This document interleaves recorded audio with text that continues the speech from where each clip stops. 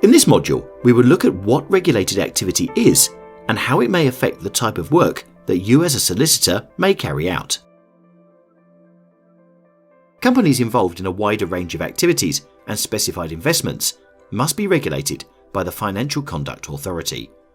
These are defined by Parts 2 and 3 respectively of the Financial Services and Markets Act 2000, Regulated Activities, Order 2001, RAO.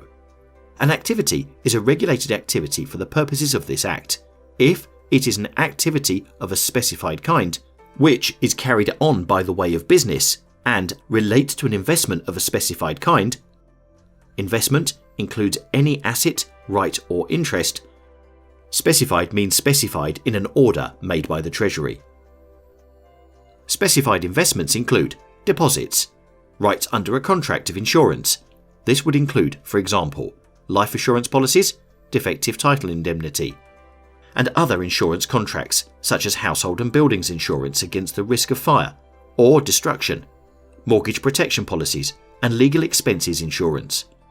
Shares, government and public securities, instruments giving entitlement to investments. Endowment policies will be this investment, as they are linked to a life policy with an investment element. Certificates representing certain securities, units in a collective investment scheme, rights under a stakeholder or personal pension scheme, bonds, options and futures, contracts for differences, rights under a regulated mortgage contract or RMC. This is a contract under which the lender provides credit to an individual or trustee borrower, and the loan is secured by a first legal mortgage on land in the UK, at least 40% of which is used as a dwelling by the borrower or by the trust beneficiary. The definition of RMCs would thus include secured business lending to sole traders and to partnerships, lending for home improvements and bridging loans, rights under a home purchase plan.